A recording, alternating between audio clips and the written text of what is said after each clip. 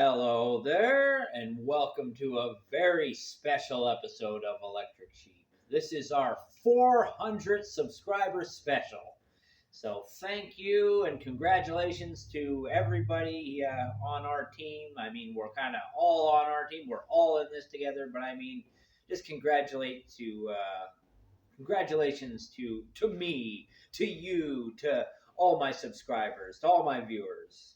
I was a little rough, but I think that's all I meant to say, as goofy as that was.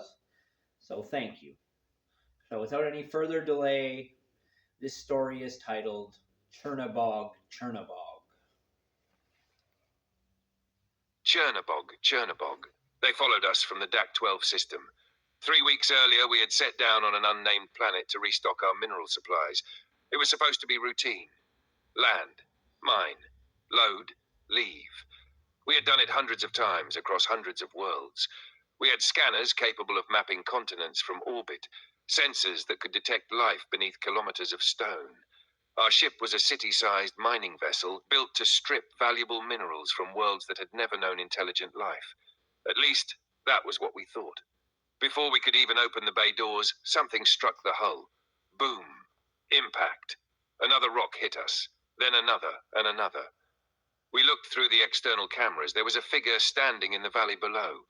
It was enormous, approximately 7 feet tall. Humanoid, at least in general shape, but unlike anything in our records.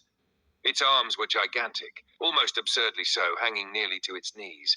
It picked up another boulder. We watched in disbelief as it hurled the thing toward us. The rock crossed the distance with such speed that our targeting computer barely tracked it. Boom! Why is it doing that? Nobody knew. We had not fired on the creature. We had not approached it. We had not even opened the ship. It simply hated us. We tried communicating. Nothing. The creature screamed. Our translators found no match. It screamed again. Then it threw another rock. We backed the ship away. The creature followed. We warned it. It continued. Eventually the captain gave the order, fire a lightning beam. The weapon struck the ground near the creature. A column of electricity erupted across the valley. The alien disappeared beneath the flash. For several seconds there was silence. Then our scanners showed it running away. We didn't pursue. We landed elsewhere, collected the minerals we needed, and left the planet. Nobody mentioned the creature again. We assumed we'd never find out what that was about. 3 days later, we learned how wrong we were. The first warning was the distortion on the long-range sensors. Then the stars disappeared. A fleet had emerged from hyperspace, unknown ships, hundreds of them. They surrounded us before we could even calculate their numbers. Open communications. A transmission came through. The audio was distorted. Then we heard it. A scream. The same scream the alien had made. Our translators couldn't understand the word, but they could reproduce it. Chernabog. Then again. Chernabog. We stared at one another. The fleet transmitted coordinates. We recognized them immediately. The coordinates were the planet where we had stopped. The valley. The place where the alien had attacked us. Someone suggested it was about the minerals. We agreed. What else could it be? We opened the mineral cargo bay and dumped most of the ore into space. The fleet didn't move. Instead, one of the ships fired. The mineral crate exploded. Then the transmission came again. Chernabog. Chernabog. They chased us. We ran. They followed. We changed course. They followed. We jumped. They followed. We burned through fuel. They followed. We emptied our reserve stores. They followed. Eventually, we had nowhere left to run. The ship drifted through empty space. The fleet surrounded us. Nobody spoke. Then our navigator looked at the coordinates again. Wait, he pulled up the old landing records. I want to see something. The original planetary scans appeared on the screen. Mountains, valleys, mineral deposits. Nothing unusual. Then he opened the orbital array's independent records. The room became silent. Our ship had been so massive that our primary sensors had overlooked something. A structure, small, buried partly beneath the surface.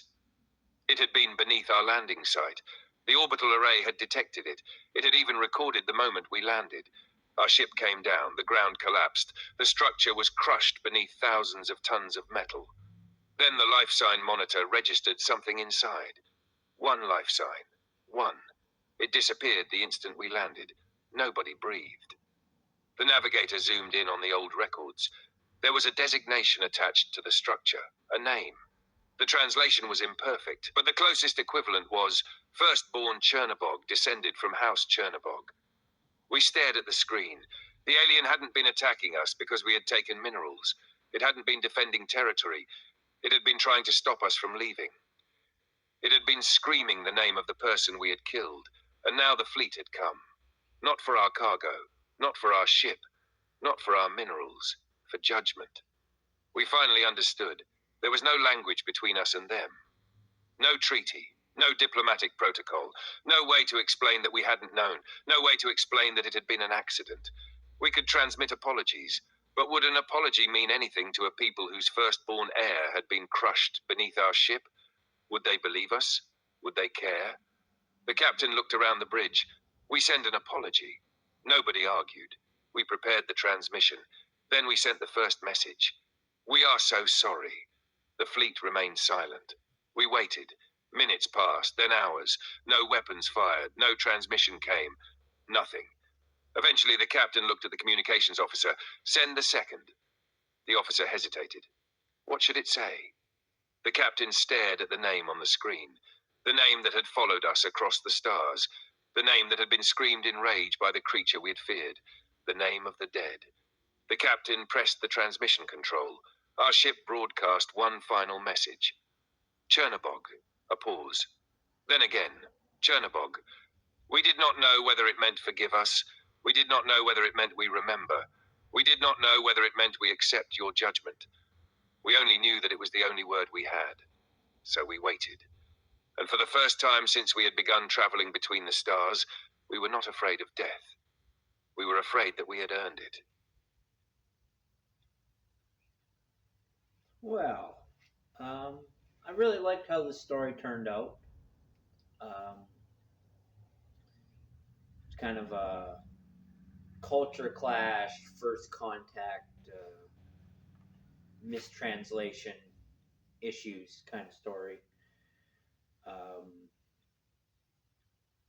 it is a story of one culture accidentally stomping on another one, even though they probably didn't intend to do that, but just in their regular goings on, they may have committed a great crime against somebody, and unfortunately, it probably raises the question: is this the first time, or is this just the first time that somebody caught up with them and held them accountable?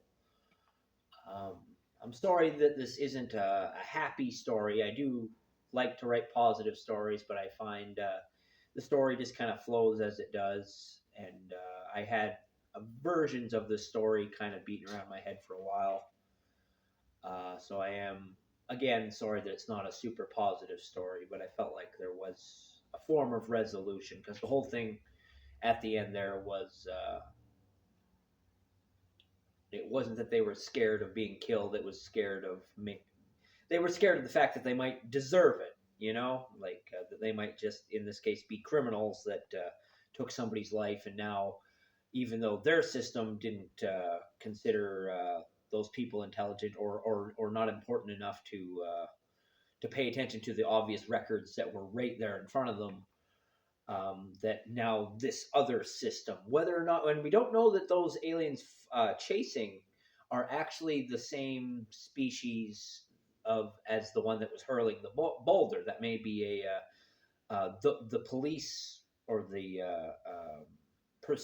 pursuers may be part of a larger organization that just presides over several planets. And though maybe these large aliens have their own smaller culture on the planet, they're able to talk to a more technologically advanced race. Or it's possible that there were large aliens like the ones that threw the boulder on those ships.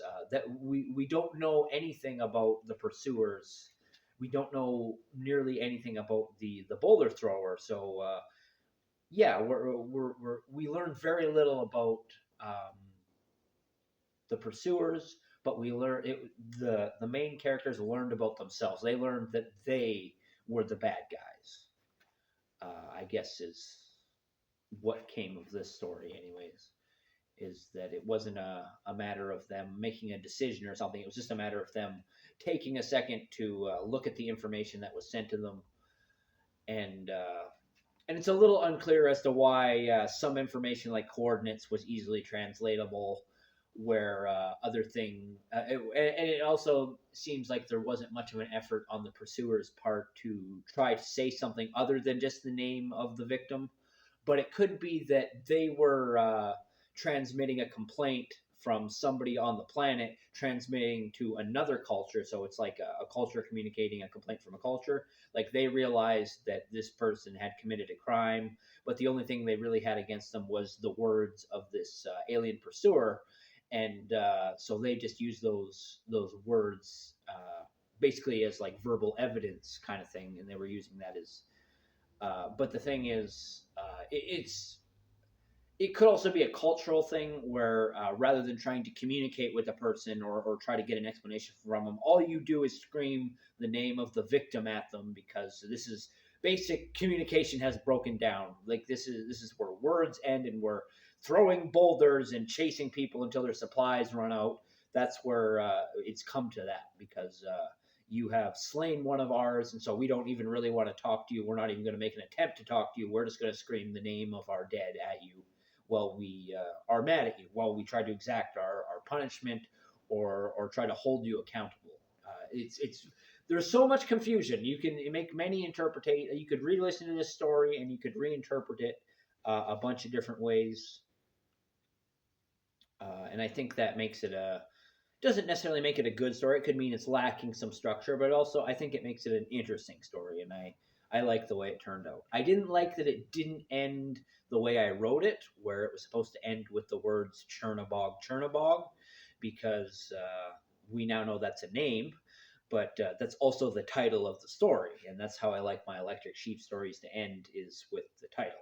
But ChatGPT likes to do its own fucking thing sometimes, and then other times it seems to take the reins away and be like, "Hey, remember this is how Electric Sheep works." So it's I don't know what to say. It's fun working with ChatGPT, but it has its ups and downs. I'll just say that. But anyways, I'm Captain Canada, Joseph Arthur Roszell. I want to thank you for watching, and I want to thank you for subscribing. If you have subscribed, if you haven't, feel free to subscribe or drop a comment. I would really appreciate it. I appreciate criticism as well as kind words. I understand these stories are not always the most polished piece of art, so I appreciate suggestions on future stories as well as criticisms on what we've written so far. Alrighty. Thank you for watching. Like I said, I'm Captain Canada, Joseph Arthur Roszell. I want to thank you for watching. I want to wish you all luck in the world. I love you, and I want you to know that suicide is never the answer. Peace out for now.